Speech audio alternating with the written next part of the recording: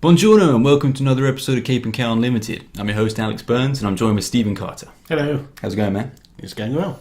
Excellent. You may have joined us from part one of our epic countdown of the 2016 most anticipated movies. If so, thanks for watching the other one. And here's the rest of the list. We're going to kick it off with Suicide Squad. Yes. Big deal. Yes, indeed. Big freaking deal. We've never seen anything like this before. Team up of villains. Team up of villains. We've seen heroes. Got a real eclectic cast going on. Jared Leto, Margot Robbie, Will Smith. It's looking awesome. David Ayer's directing. He seems to have brought a really unconventional style to it. You know, tattoos on the Joker. He's got sort of grills. Which when I first saw the grills, I was like, whoa! But when you find out it's probably because Batman's knocked his teeth out. That's it's pretty sweet. True. I mean, the grill thing, but I'm still not a fan of the tattoos. Yeah. It's a bit soon after Heath Ledger, I think, still, even though that was 2008, that The Dark Knight. So he's got big shoes to fill. Yeah, that's making you feel old as well, isn't it? Man, just another year. What's the point anymore, man? But it's great. I mean, we know this is going to be the first wider DC Universe movie after Batman vs. Superman. And it's going to be great to see how that world expands. We've got Viola Davis as Amanda Waller. She's referencing Superman in the trailer and Batman and everything like that. And plus you've got such D-list villains like Captain Boomerang that I'm pretty... It's just Boomerang in this one, isn't it? Is it? I'm not even sure. Take the Captain out of it. Yeah. I don't know if that's better or worse, I have to say. That's like taking Arrow, green out of Arrow. It's a dodgy name, man. Just live with it. But because they're such D-lists, I have a feeling some of them will actually die in this movie. I've got a good feeling that Suicide Squad will live up to its name, and not all these guys are going to make it to the sequel should we get one. But it's exciting for so many reasons, and probably mostly Harley Quinn and the Joker. First time we're seeing those two on screen together. Yes. Yeah, it's going to be good to see them sort of rebound off each other, really. Yeah. Mad love. It's awesome. And we're going on to a wildly different one now, which is yes, cool. That'll be the Star Wars Rogue One spin-off. That's the first of the franchise that they've seen, actually. They've always stuck to the main sort of story so far, so it's a bit of a new step into the unknown, really, for them. It's basically, the basic outline is it's following the story of how the Rebels got their plans of the Death Star, so it kind of bridges the gap between episodes 3 and 4, doesn't it? Yeah, they're finally starting to pad out that space now, that wonderful, timeline of however long it was, and there's every chance that Vader himself will show up in this movie. Yes, I would be shocked if he didn't, into it in some reference. It's got a great cast as well: Felicity Jones, Alan Tudyk, Forrest Whitaker. Yeah, it's real effort going on, and Gareth Edwards, the director, he's a bit of an interesting choice. We're not sure. His track record's okay. He did Monsters, if you're familiar with that. You'd probably be more familiar with the remake Godzilla, but not someone you'd sort of think would make the jump straight into a Star Wars movie. But hey, that's a cool thing, man. They're taking a chance. Hopefully it's his creative vision that pays out. You thought it might be more the aliens that he sort of checks out.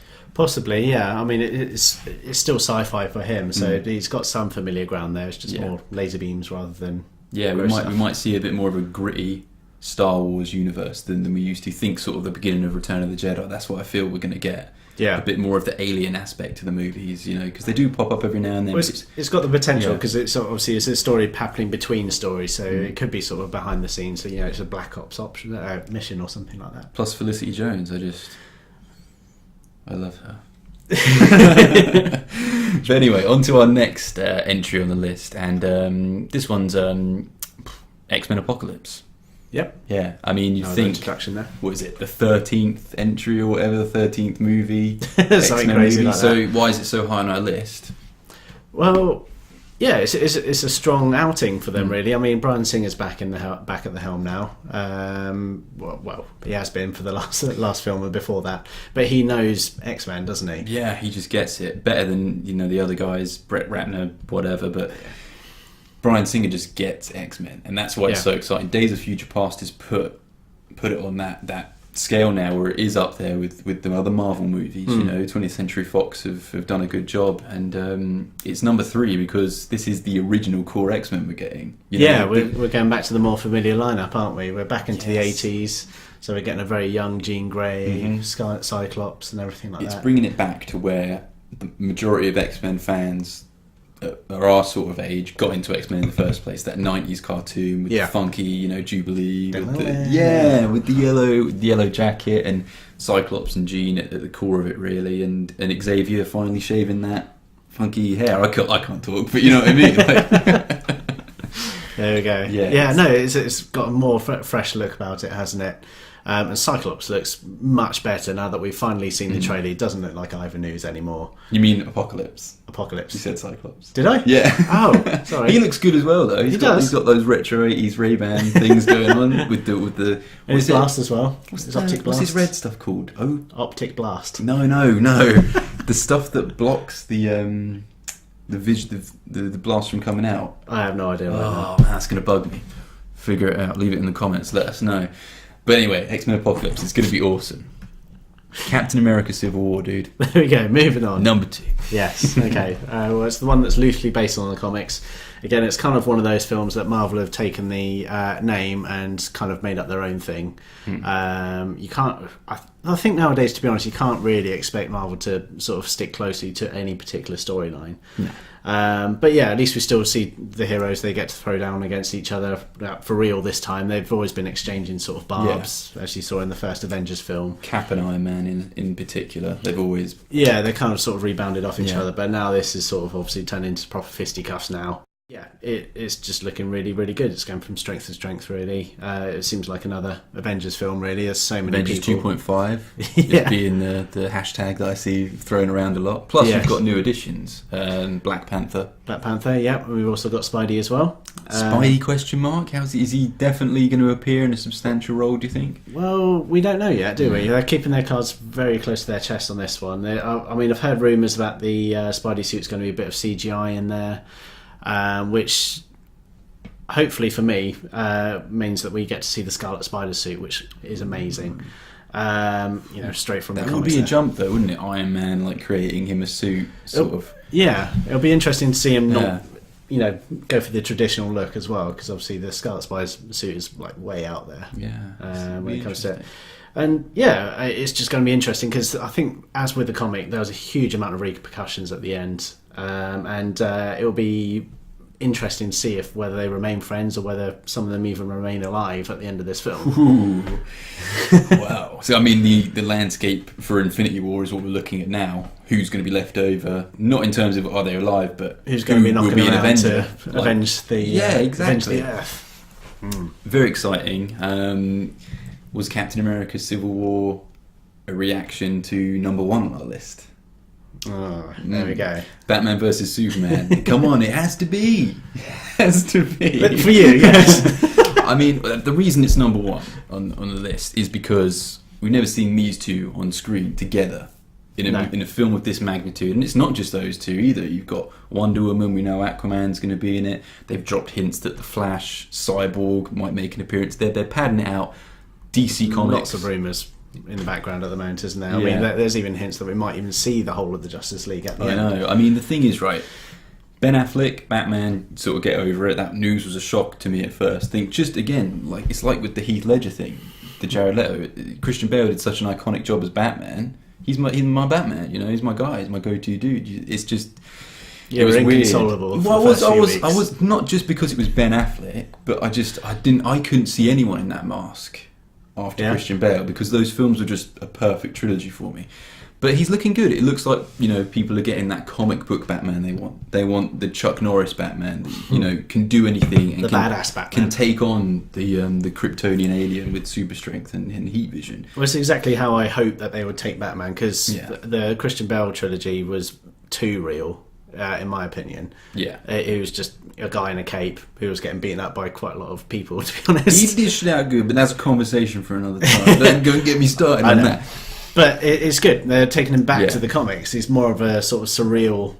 Yeah, there's been a lot of talk about how this Batman's he's aged. He's been around the block. We don't know his history. There's a dead Robin in there somewhere. Yep. Joker's in prison. Batman's put all of those those people in Suicide Squad in the prison. He's been around, man. He hasn't been making the headlines, obviously. Yeah, you know, he's been what he's in the comics is a bit more of a myth. People don't really believe in him, an urban legend. And you know, we see all of his gadgets on show. We're definitely getting that. As much as it is like the Dark Knight Returns, I'm feeling this is like the Jim Lee Batman. You know, when you're reading Hush and stuff, he fights Superman in that comic as well. Yeah, and I feel this is the Batman we're getting. The stuff he does in that comic book, even though he's 40, he's going to be more than a match for Superman in terms of planning and you know. I wouldn't say more than a match. I'd say that he can keep up with it. Just about. I think, you know, we've heard in the trailer, that showed us like everything. You know, that, you know, Superman's like, we don't know that yet. I could have ended it now if I wanted to. That's what he says to Batman. So, you know, obviously there's going to be some kind of MacGuff, some kind of MacGyver type thing where Batman's got him over a barrel. It will be interesting to find out what it was. I doubt it'll settle the age-old question. But hopefully there's more surprises in store. The only reservations we have is that it's Zack Snyder who you either love or hate. I'm on the fence where I kind of love what he does. Whatever happens, he's had some good ones, but at the same time he's had some stinkers as well. Whatever happens with this movie, it will look great. We know that. But the most exciting thing for the film is Wonder Woman at the moment, because you just don't know anything about her. No. And I think that's how they kind of should have kept it for everyone. You know, but we'll be talking more about the sort of trailer reaction for Batman vs Superman. But nonetheless, it has to go number one because it's a first, and there's a whole lot riding on this movie. DC are like throwing the whole bucket on there, which might be an indication of why they like go and see this film, look at it. It's everything you want, which is why maybe they've shown so much. But yeah, if this doesn't work out, you can say bye bye to DC Universal film, or you can say bye bye to a good DC Universal film, because this is the foundation. They're not setting it up like Marvel; they're going in whole hog. Like, big time. So it's a big risk. It's the excitement, and that's why it's the most anticipated. So yeah, big times, man. Good times ahead. Tarzan, Assassin's Creed, Star Wars. Deadpool. It's awesome. All these cool things you've grown up with, they're coming out, and it's all happening this year. That's phenomenal. Yeah, that's amazing. I mean, last year was good. Return of the Star Wars.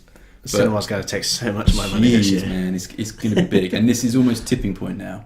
Can the superhero movie survive? There we go. What do you guys think? Let us know. What's your most anticipated movie of 2016? Are you even going to go and see any of these movies? Did we completely get it wrong? Let us know. Anyway, thanks for tuning in. We'll see you guys soon. See you later.